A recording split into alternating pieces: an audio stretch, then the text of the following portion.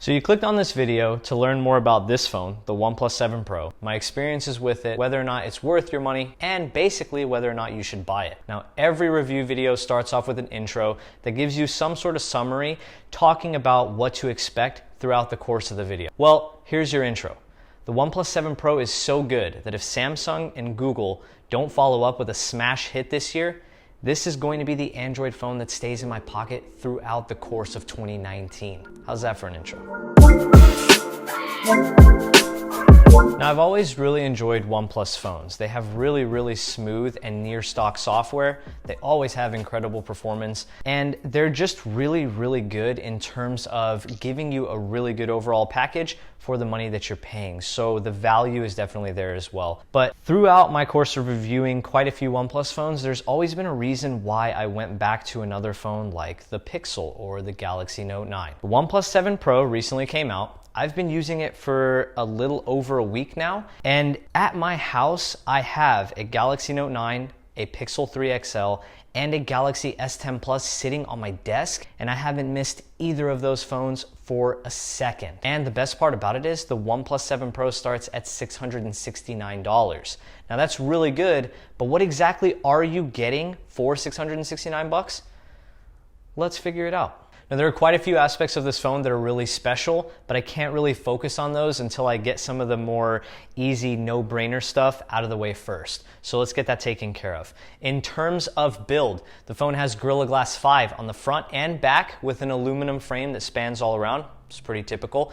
It's also really big and really heavy. Now, the phone has about the same width as an iPhone XS Max, but it's taller. And like I said, it's also really heavy. So if you're someone who equates a premium phone to having more weight, you'll definitely like that aspect. Just know that whenever you put it in a normal size jean or pants pocket, it's going to take up the entire pocket with little to no room left. Internal chipset, Snapdragon 855 with at least 8 gigs of RAM, jumps all the way up to 12 if you really want to get the big performer, and anywhere from 120 gigabytes to 256 gigabytes of storage. Now, thanks to Oxygen OS, the phone is ridiculously fast. In fact, it's one of the fastest phones, if not the fastest phone I've ever used.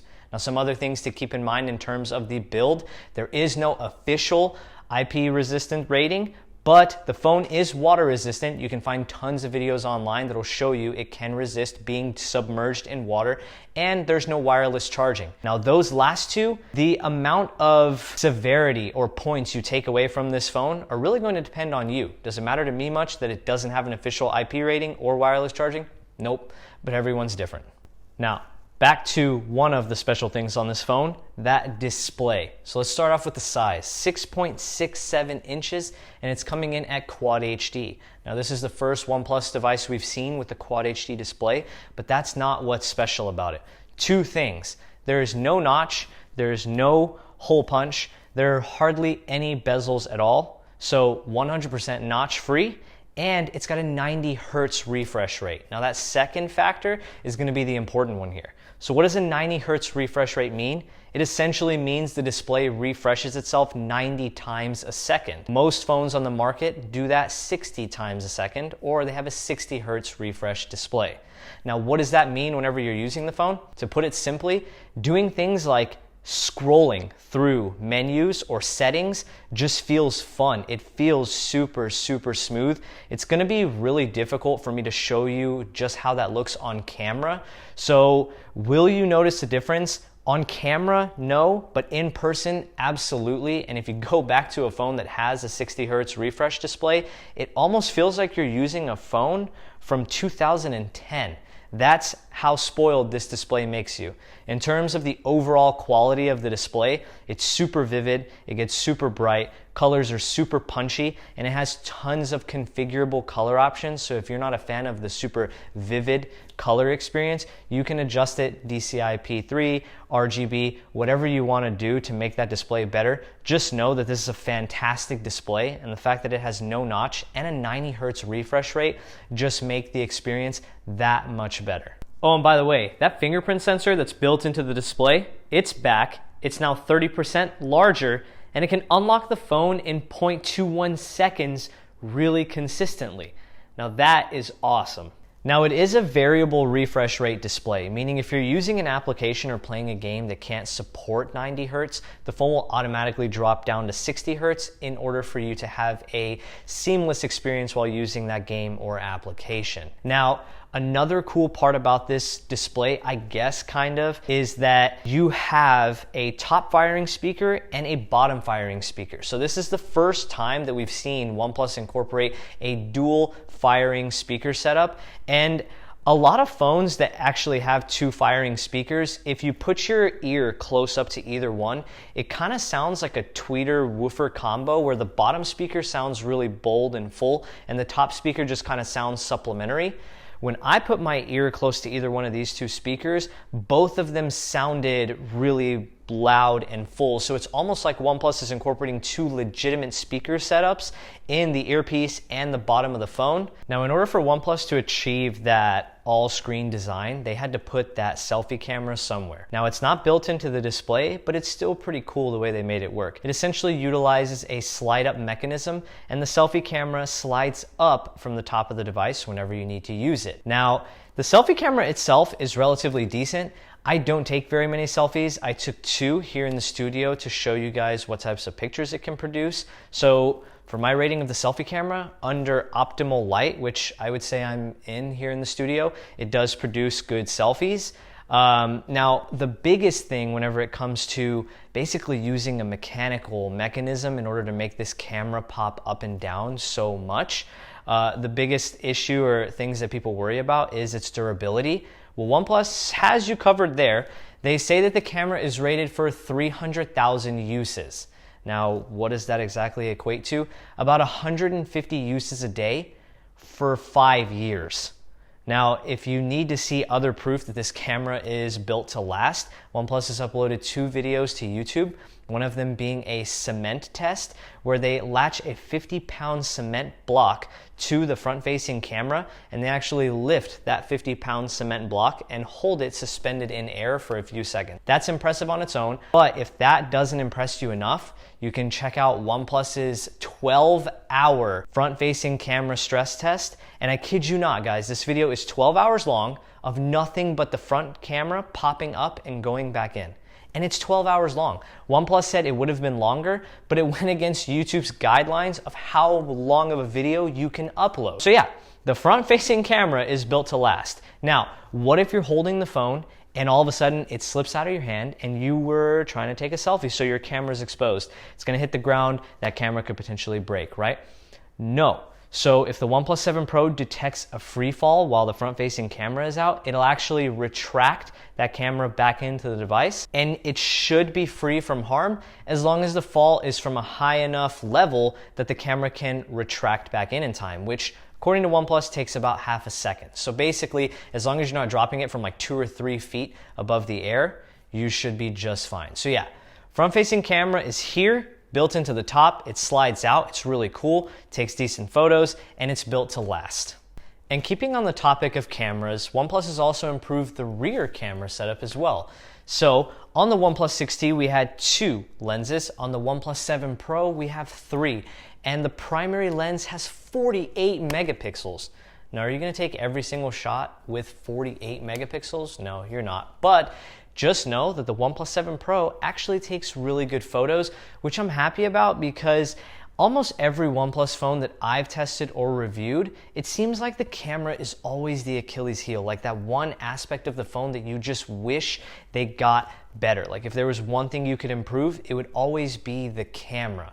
Now, there are 2 other lenses. One is a telephoto lens and one is an ultra wide angle lens, and both of those lenses produce great shots as well. Now, I have a lot of samples that I'd like to share with you guys. I've even taken a video as well for you guys to take a look at. Just know that the phone captures a lot of detail and colors are generally good as well. I did notice a bit of oversaturation in some of the shots, and in some of the night shots, details could get just a little fuzzy. But I gotta say, for a OnePlus camera, they really stepped it up. And since I've been using the phone, OnePlus has already sent out one update to improve the camera performance. So you know that they're taking this camera setup really seriously, because in my opinion, it's always been that one thing that just kinda gives you issues whenever it comes to getting over the hump with these phones. But the triple camera setup on the OnePlus 7 Pro is capable of taking some awesome shots, and while it's not going to be able to beat out a Google Pixel 3, it still doesn't make you wish you had another phone to take photos with, and I feel like that's a very big step in the right direction. Now you're probably wondering to yourself, wow, the phone sounds amazing. Is there anything that you didn't really like about it? Yeah, one thing, the battery life. So the phone comes with a 4,000 milliamp hour battery. Now that's equivalent to the Galaxy Note 9 and just 100 milliamp hours shy of the Galaxy S10 Plus. And both of those phones have really, really good battery life. But you don't see that type of stellar performance out of the 7 Pro. And there are a couple reasons, right? You have a 6.67 inch display, you have a 90 hertz refresh rate, it's Quad HD, you have absolutely trailblazing performance. So there are a lot of factors that lead to the fact that this phone doesn't have the best battery life, especially if you want to enjoy it to the fullest. And yes, I did touch on earlier that there is no wireless charging, so you don't have the convenience of setting the phone down on a pad and just letting it charge. But what you do have is Warp Charge 30, and that brick is included in the box for you. And let me tell you, the OnePlus 7 Pro charges ridiculously fast. Now, I haven't even had the time to take the Warp Charge 30 out of the box yet. I've been using the charger that came with my 2018 iPad Pro, you know, the USB-C charger. And when I plug that phone in on charge using that charger, it tops off super, super quick. So while you may not get the best battery life, you're able to top the phone off really quickly. And in terms of screen on time, I'm still getting over 4 or 5 hours of screen on time, and that's really good considering I take the phone off charge at like 6:45 a.m. and I don't put it back on charge until about, I don't know, 10 or 11 o'clock at night. Just know that on particularly heavy usage days, you may have to top up or set the phone on a quick charger for about 15 to 20 minutes, but once you do that, you're gonna be just fine. So battery size is good, battery life not so much, but considering how fast you can charge it, I feel like that's excusable. So that's it, guys. We covered all aspects of the OnePlus 7 Pro. Now, a lot of you are thinking, okay, so is this phone worth the $669 price tag? It is, man. There's no doubt in my mind. It's absolutely worth the $669 price tag. And if you're still having trouble justifying it, I would say identify what matters to you most in your smartphone experience, then start looking at prices in the available models in the market. So for the OnePlus 7 Pro, one, if you're okay with a really large and heavy phone, that's good. Two, if you absolutely value performance and display quality, and I would even throw software experience in there, Oxygen OS is my favorite Android experience outside of what Google ships on the Pixel. So if those three things are your top factors and you want a good but not the best camera and good but not the best battery life, and you're willing to pass on the fact that it doesn't have wireless charging, I'm still gonna give OnePlus partial points because the phone definitely has some sort of built-in water resistance. It's just not officially IP rated. So if wireless charging and an official IP rating are a big deal to you, then it's not the best phone for you. But if you can pass on those things, or you're willing to accept what OnePlus is giving you in terms of those aspects, and you can take the trailblazing performance, the best display with a 90 hertz refresh rate, no notch, no hole punch, slide up selfie camera, all the other cool aspects that come with this phone, then absolutely the OnePlus 7 Pro is worth that $669 price tag. And even if you want to get the fully loaded 7 Pro, which is my configuration, 12 gigs of RAM and 256 gigs of storage, it's only $750. Now correct me if I'm wrong, that's the same price as an iPhone XR, right? And that iPhone XR is going to start with 64 gigs of storage. You're going to get an LCD display and the other, I'm not going to call them compromises that come with the XR, but you know what I mean. It's Apple's budget phone versus OnePlus's top of the line phone. So, oh, and by the way, if you wanted to trade in a phone to save on the iPhone XR, you can also trade in a phone to save on the OnePlus 7 Pro, which makes it even cheaper, which means the value is just that much better. Is it the best phone of 2019 in terms of what Android has to offer? I want to say yes, but I can't say yes definitively because we still have to see what's going on with the Note 10 and the Pixel 4, but I will leave you with this right now. It's probably one of the best Android phone values on the market, period. So that just about does it, guys. If you enjoyed the video, don't forget to hit that subscribe button down below. Let me know what you think about the 7 Pro, if you own one, in the comment section down below as well. And as always, thank you so much for watching, and I'll catch you guys in the next one. Peace. Now that display does come with a variable refresh rate, meaning if you're using an app or playing a game that can't... what was I going to say? You know what I was going to say? Support what? What? Yeah, you know, I was supposed to say can't support. You know what I was going to say? Can't afford. Full display? No. Yeah. Isn't it? It's a variable refresh. Refresh rate. A dual front firing. Oh no. I said front firing. You were so close.